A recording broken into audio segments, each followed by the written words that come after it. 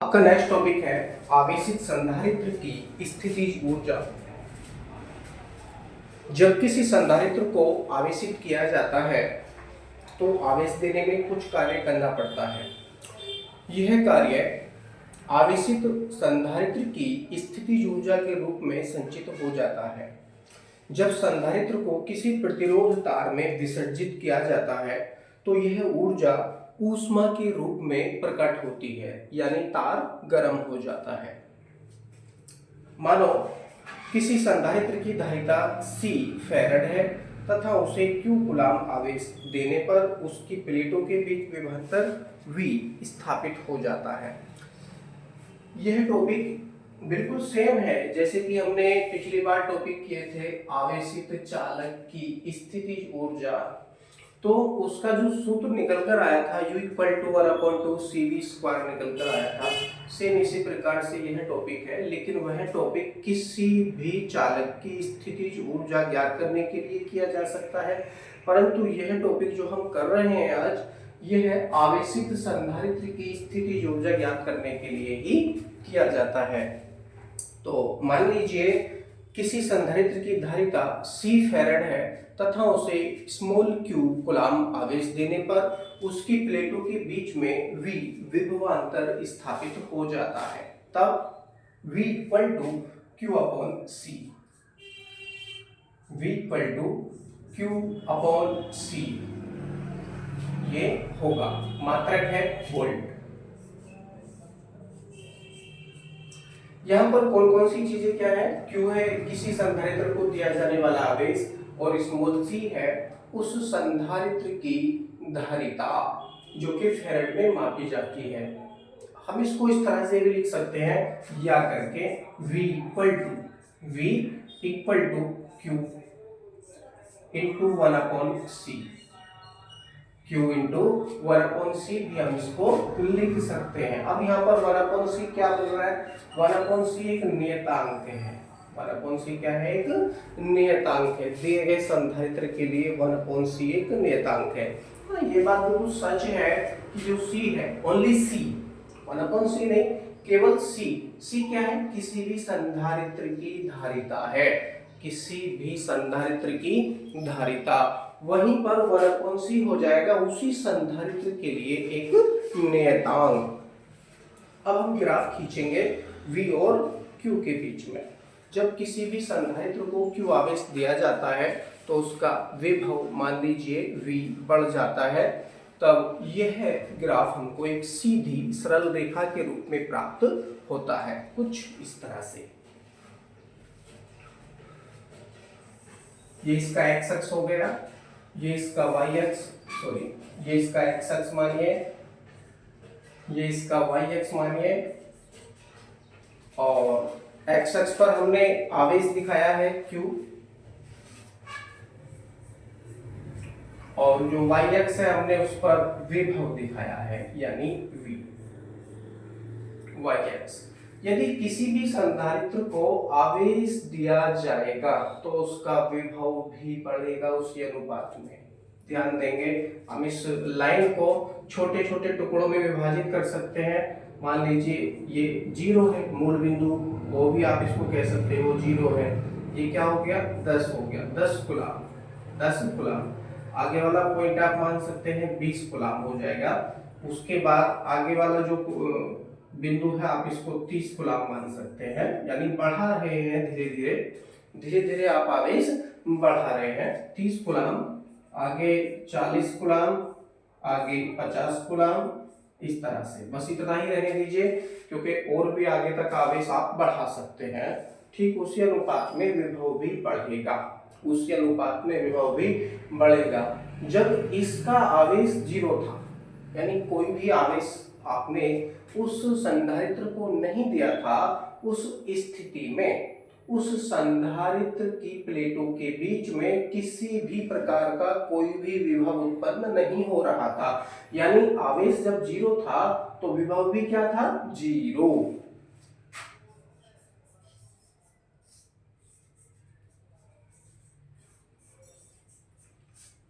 तब V भी क्या है?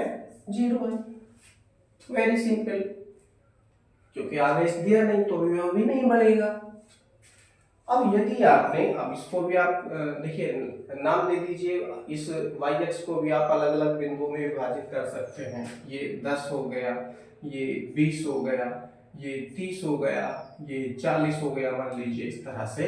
ये 10 वोल्ट, ये 20 वोल्ट, 30 वोल्ट एंड 40 वोल्ट। और भी ऊपर को आप बढ़ा सकते हैं 50 वोल्ट एंड 60 वोल्ट। जैसे ही आपने आवेश को बढ़ाकर 10 कूलाम किया, किसी संधारित्र पर संचित आवेश आपने 10 कूलाम किया या बाहर से उसको 10 कूलाम आवेश दिया, तो उसका विभव भी क्या है, 10 वोल्ट बढ़ गया मान लीजिए। तो ये बढ़ेगा 10 कूलाम और ये भी बढ़ेगा 10 कूलाम, तो ये हमारा पॉइंट यहाँ पर आ जाएगा। क्योंकि हमको एक ग्राफ खींचना है, वो ग्राफ सीधी सरल रेखा प्राप्त होती है, कैसे होती है वो हम यहाँ समझने का प्रयास कर रहे हैं। अब ये 10 कूलाम पर हमने देखा है। अब यदि आप आवेश को बढ़ाकर 20 कूलाम कर देते हैं तो उसी अनुपात में विभव भी 20 वोल्ट बढ़ जाता है, कुछ इस तरह से।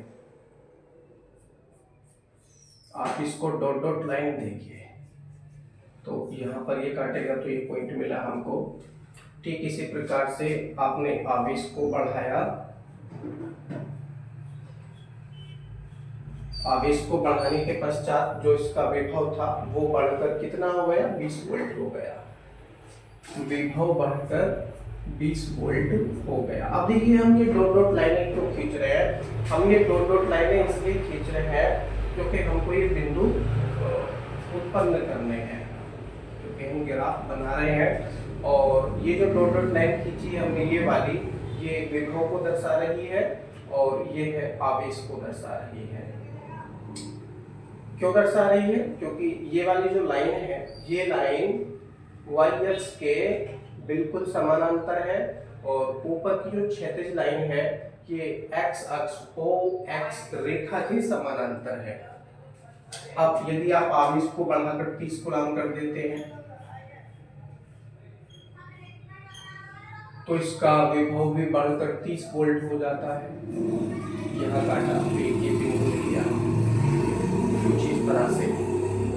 40 कूलाम यदि आप कर देते हैं आवेश को तो उसका विभव भी 40 वोल्ट हो जाता है।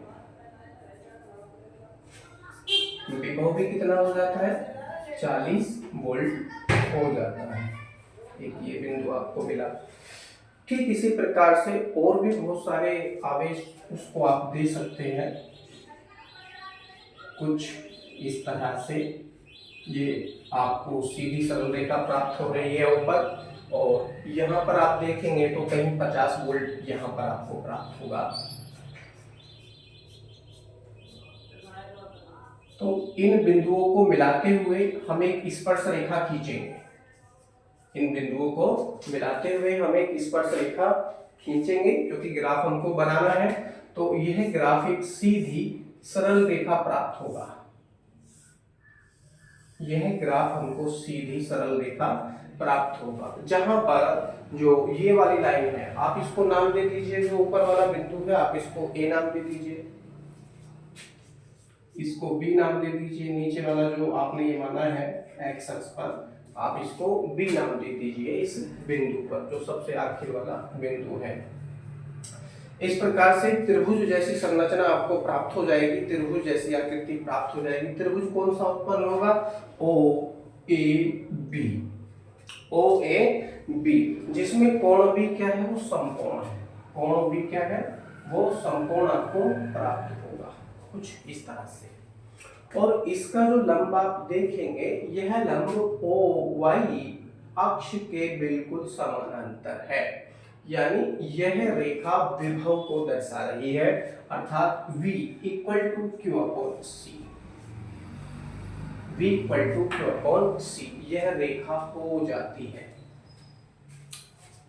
अब यदि आप उस संधारित्र की स्थितिज ऊर्जा ज्ञात करेंगे जिसको आपने Q आवेश दिया है, जिसको आपने Q आवेश दिया है, तो उस संधारित्र की स्थितिज ऊर्जा त्रिभुज ओ ए बी के क्षेत्रफल के बराबर होगी।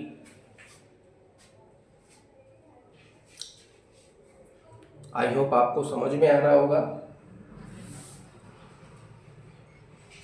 लिखेंगे अतः संधारित्र की स्थितिज ऊर्जा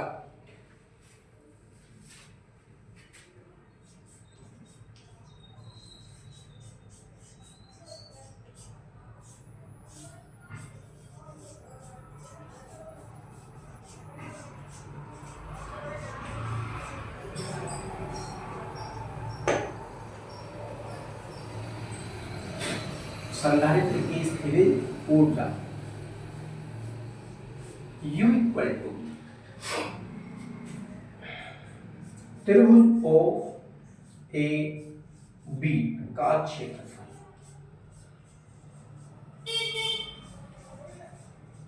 त्रिभुज ओ ए बी का क्षेत्रफल। अब देखिए समकोण त्रिभुज हमको प्राप्त हो रहा है। इस समकोण त्रिभुज में आधार हमारा नीचे वाली अक्ष है यानी ओ एक्स रेखा है या ओ बी भी आप कह सकते हैं, यह आधार है और इसका जो लंब है वो बी ए है। तो लिखेंगे त्रिभुज का जो सूत्र होता है U इक्वल टू 1/2 गुणा आधार गुणा लंब 1/2 आधार गुणा लंब। यह सूत्र होता है समकोण त्रिभुज का क्षेत्रफल ज्ञात करने का और इसमें कोण भी है, यह समकोण बन रहा है, इसलिए हमने यह सूत्र का प्रयोग यहाँ पर किया। इस सूत्र के अनुसार हम वैल्यू रखेंगे तो U इक्वल टू 1/2 आधार के स्थान पे क्या है ओ बी है इंटू ओ बी इंटू अब देखिए इसके स्थान पर क्या है A B O B into A B. अब हम वैल्यू रखेंगे यहाँ पर क्योंकि आपने जो नीचे वाली अक्ष है एक्स अक्ष उस पर आपने आवेश को दर्शाया था, यानी इस रेखा पर आपने आवेश को दर्शाया था और जो लंब अक्ष है इसकी जो 90 डिग्री पर खड़ी है इसके सापेक्ष में उस अक्ष पर आपने विभव को दर्शाया था। तो ये वैल्यू यहाँ पर प्रयोग करेंगे, हो जाएगा U इक्वल टू 1/2 गुणा OB की वैल्यू है Q, OB की वैल्यू है Q इंटू और यहाँ पर जो V की वैल्यू है वो Q/C है, Q/C इसका हम यहाँ प्रयोग करेंगे Q/C। अब देखिए आगे ये वैल्यू क्या हो जाएगी U इक्वल टू हो जाएगा 1/2 Q से Q का मल्टीप्लाई करेंगे तो Q स्क्वायर हो जाएगा Q²/C, Q²/C मात्रक है जूल। तो यह स्थितिज ऊर्जा उत्पन्न होती है, आप इसको समीकरण नंबर 1 मान सकते हैं। यानी किसी भी संधारित्र की स्थितिज ऊर्जा आवेशित संधारित्र की स्थितिज ऊर्जा U equal to 1/2 Q²/C joule होती है। या फिर ये कहें कि किसी भी संधारित्र को आवेशित करने में संचित स्थितिज ऊर्जा U equal to 1/2 Q²/C joule होती है। अब इसको समीकरण नंबर 1 आपने मान लिया है। इस समीकरण में देखिए संचित आवेश की जो वैल्यू है वो Q इक्वल टू CV भी होती है। तो यह वैल्यू समीकरण नंबर 1 में हम प्रयोग करेंगे।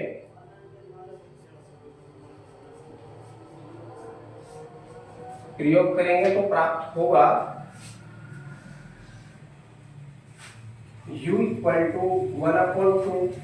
अब देखिए Q का क्या है स्क्वायर है, Q का स्क्वायर है तो Q के स्थान पर CV करेंगे तो CV का भी क्या हो जाएगा स्क्वायर हो जाएगा। तो मैं इसको लिख रहा हूँ C² अपॉन में C। तो एक पावर से ये दोनों कट जाएंगे और बचेगा U इक्वल टू 1/2 CV²। कुछ इस तरह से यह सूत्र हो जाता है। जैसे जैसे वैल्यू दी हुई है जिस राशि की वही वाला फॉर्मूला आप प्रयोग करके स्थितिज ऊर्जा की गणना कर सकते हैं। यह टॉपिक यहाँ पर बिल्कुल कंप्लीट हो चुका है। आई होप आपको समझ में आया होगा।